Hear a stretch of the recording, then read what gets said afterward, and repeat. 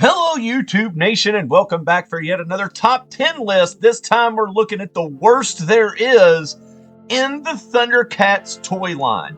There are several of these that are great, but there are also several of these that are terrible, and we're going to look at the bad ones today. Don't forget to like, comment, let me know what your top 10 list, or if you think all of these should just be on the great list. Coming up soon, the top 10 list.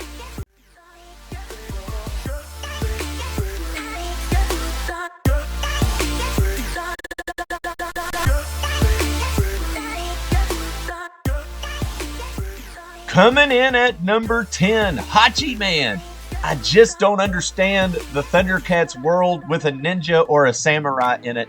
I also don't like where his two hands are in the action this guy gives to young boys. I just don't think this is a really good figure. There's nothing bad about the figure other than it just doesn't fit in the Thundercat world. That's why he's number 10 on our list. Coming in at number 9, Snowman of Hook Mountain. It's a Sasquatchy kind of figure. I get it for the Thundercat world. Again, really doesn't fit in all that well, but I do enjoy a good cartoon Sasquatch. Didn't really become cartoon accurate, and really not a lot of playability with this guy. It's just a big kind of leg, hip articulation with the action in the back. But he comes in at number 9. Coming in at number 8, Husco Warrior. Doesn't really look like that in the action figure, which is an absolute okay thing.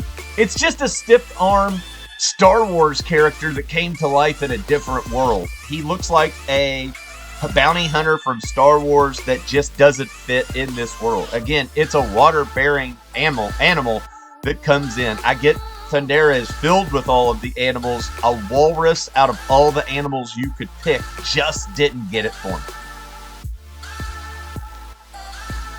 Coming in at number 7, Tigra. That's right, Tigra.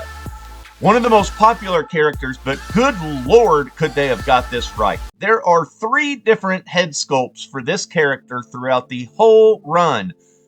I don't like any of them, and it was really hard because they were that different that I couldn't have a real Tigra, so it made me buy 3 of them, and it made me hate the character as a kid because there were so many options.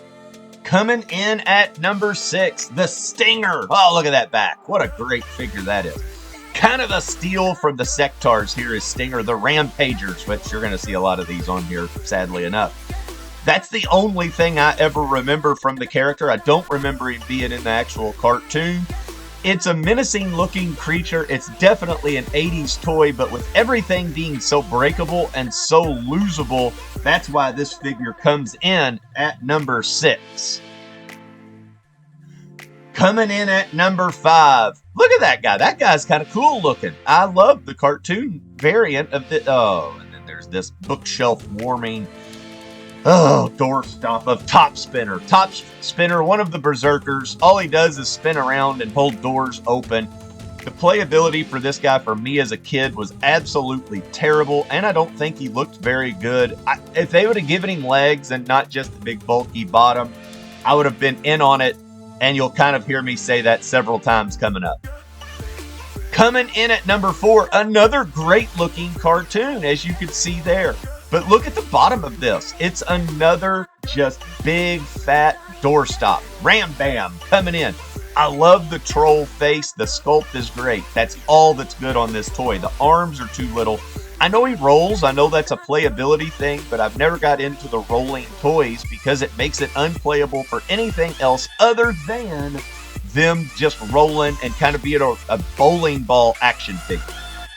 Coming in at number 3, another berserker, and it's Cruncher this time. Cruncher is another guy who would flip, kind of like the jump starters in G1 Transformers. The bad thing for this guy is that's how mine ended up. I owned him twice. I do own him as an adult, and he does have his arms, but I don't play with him. Big looking giant, but he's a scrunchy little guy in the cartoon, or I'm sorry, in the toy line, which makes it not good. This would have been a great figure to make like a giant size or a deluxe figure. Coming in at number 2, one of the hardest Thundercat toys to get, one of the most expensive, is Driller. Driller has a fantastic color scheme. Driller has a terrible playability because if one of those gets loose or broken, he can do nothing but just lay there like that. He's actually a really big pencil. It would be awesome for him to be able to take those off and have removable legs, but in the cartoon, he didn't have that. He was just a driller, so I kind of get it, but for playability-wise, he was terrible. And coming in at the top of the worst list, look at that thing right there. Woo! Man, another Berserker. Hammerhand coming in at number 1.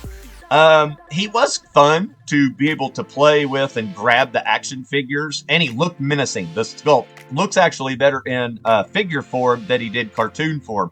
But that big hand would make him fall over a lot. And if he had somebody in his hand, it really helped him stabilize and be able to stand.